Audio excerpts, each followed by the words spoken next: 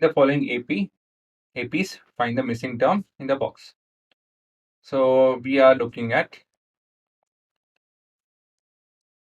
an AP whose middle term is missing as of now. I mean, there are three terms, so the middle term is missing. So please pause and try it out.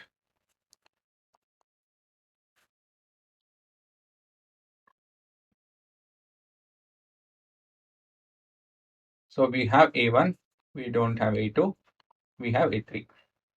So first term is given, that is 2, right? Second term we have to find. Third term is given, that is 26. I mean, I think it's a waste of time to make a note of all of this. So it's quite clear what is A1, A2, and A3. I think that's enough.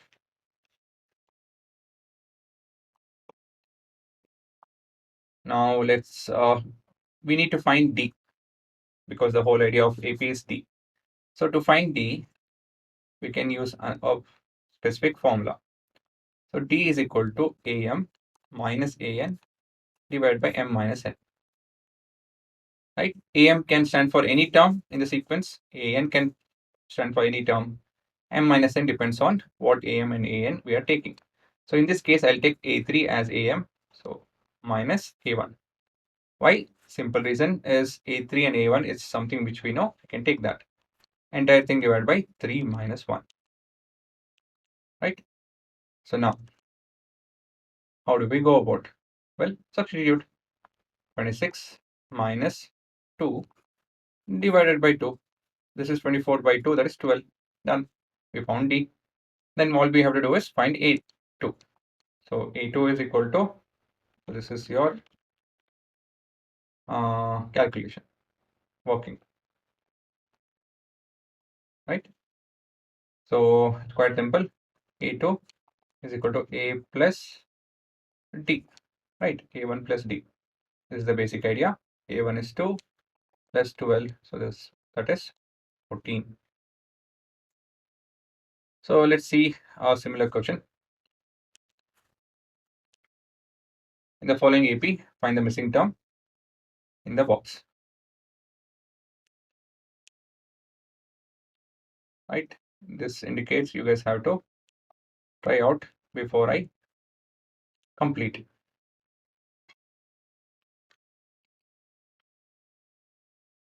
So we are looking at unknown, 13, unknown, and 3. So we have this is A1, A2, A3, and A4. So now I'm not happy with that. Better. So again, we have to find D and stuff. The whole idea is D, the value of D. D's value. So we'll use the formula D is equal to AM minus AN divided by M minus N. Again, I told you AM and AN can be anything in the sequence. So in this case, we have AM as A4 minus A2. That's what we know, and that's what we will take. Divided by 4 minus 2. So this is A4 is 3 minus 13 divided by 2, which is minus 10 by 2, which is minus 5. And that's it. Now we can find anything. So working, it's simple. A1, I can find it by using the fact that A2 is A1 plus D. So since we have A2 to be how much? 13. You can find A1 plus difference minus 5, right? So this is nothing but 13 is equal to A1 minus 5. Less of minus is minus. And I can add 5 both the sides. This and this will get cancelled. So we have A1 is equal to 18. Now we're looking at A3, which is a simple thing, A2 plus the common difference. A2 is 13 plus the common difference is minus 5. So clearly this is equal to 8. Okay. So see, these are all lengthy versions.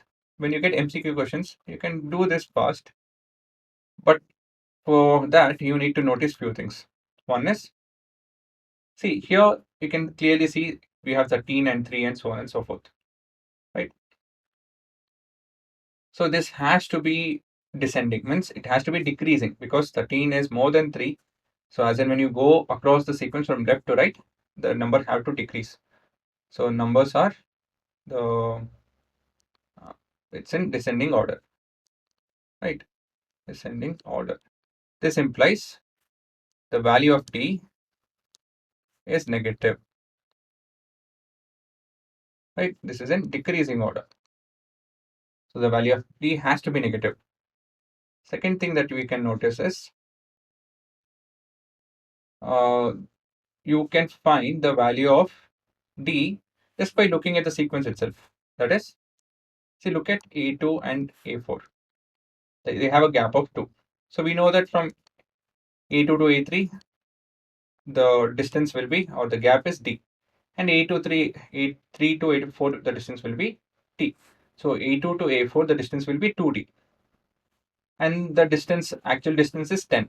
So if this entire thing is 10, right, 2d is 10, so d will be equal to minus 5. Sorry, the distance is minus 10, so d will be equal to 2d will be equal to minus 10, so d will be equal to minus 5. And this is the math that this is the formula. The whole idea is that only. If we know the gap between two things, divide by the number of d's that will occur in between, and it will give a single d. It's as simple as that. So d value can be calculated by looking at this fast. If you are sure of d value, and finding anything in an AP is not that big deal.